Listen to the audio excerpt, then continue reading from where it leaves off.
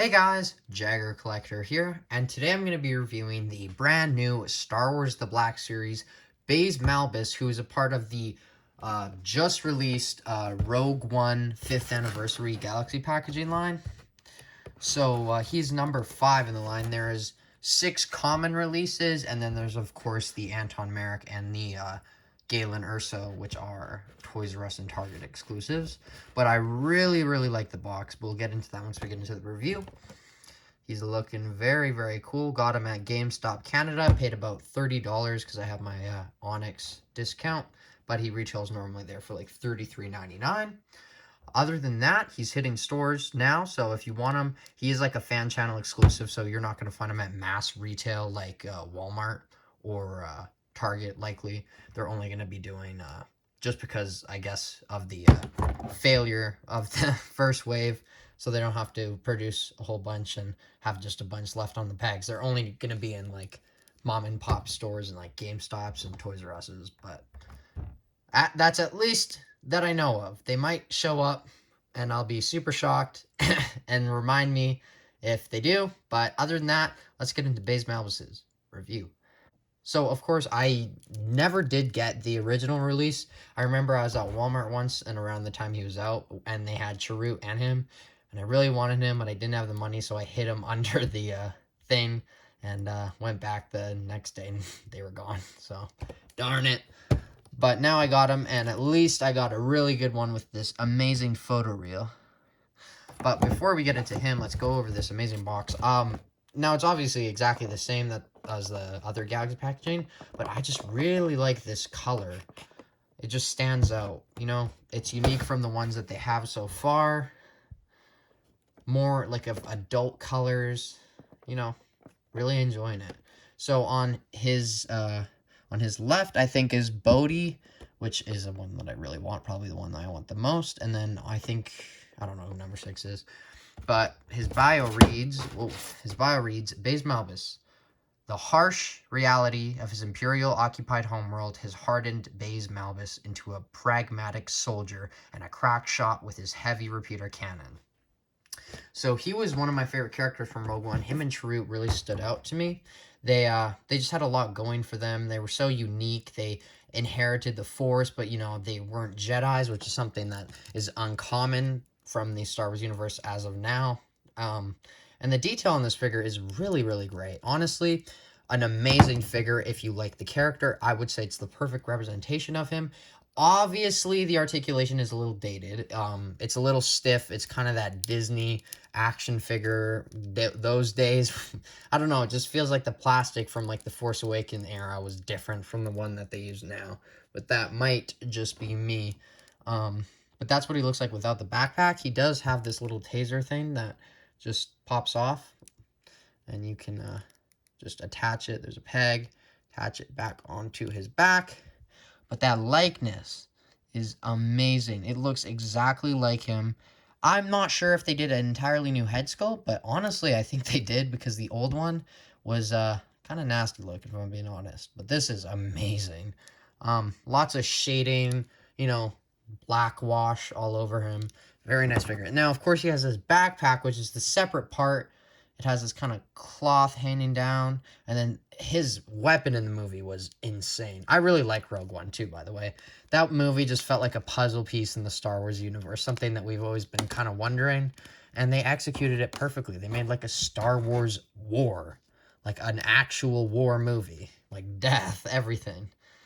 But this figure is amazing. There's the rope, so it does connect under the bottom of the gun.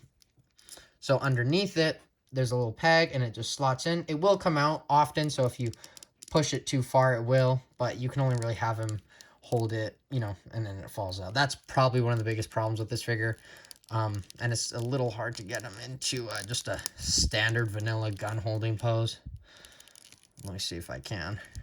There. And then you got to put the hand on the trigger. This also does detach from the backpack. So you plug it in there. And port. And he holds his gun. It's a little off. Like, it's a little, like, not on his body, but that's just because of the articulation was limited at the time. But that's really all I have to go over for this figure. I guess I'll do the comparisons first off. Try something different.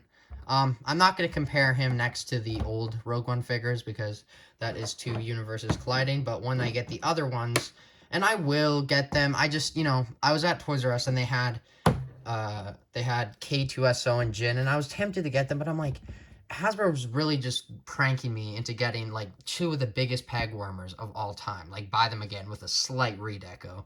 So I was like, you know what? I'll wait for because I'm trying to, focus on other figures right now, like Legends. The amount that's coming out is crazy, but they are slowing down slowly.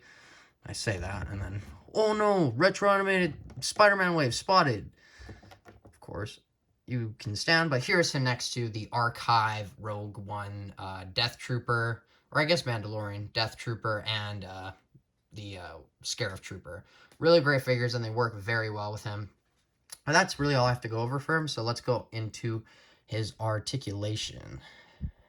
Okay, so for the articulation, I'm going to take the backpack off, but it's very, very stiff, obviously. So the head, yeah, it can't go back at all. Forward, not really at all. Sideways, not really at all. You can go 360. That's your movement, really. Arms will go that far. They will go full 360. There's a single jointed elbow.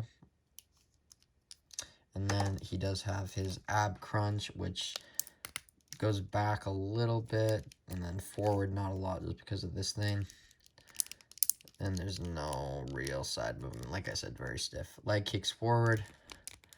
Back, actually not bad. And then the side, it won't do the splits at all. Upper thigh cut, which is very stiff. Double jointed knees.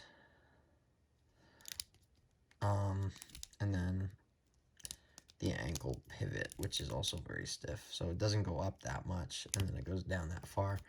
And then, of course, a little side to side. That's all the articulation, very stiff. So if that's what you want in this figure, you're not going to get it.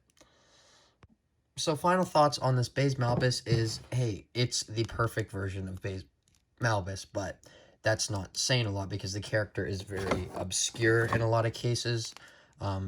People who are Star Wars fans know who he is, but he's obviously not, like, Rogue One and Disney characters aren't, like, super fan favorites, I would say, but I really liked his character, and it's cool to get a re-release of the figure, updated, but, I don't know. It's definitely not going to be for everyone. I'm going to give him an 8 out of 10. It's the perfect representation of the character. It's just, character's not a huge, importance to the grand scheme of Star Wars, so that's all I got to say about that. Thank you for watching my video, and I will see you in tomorrow's review, which should be Tigra.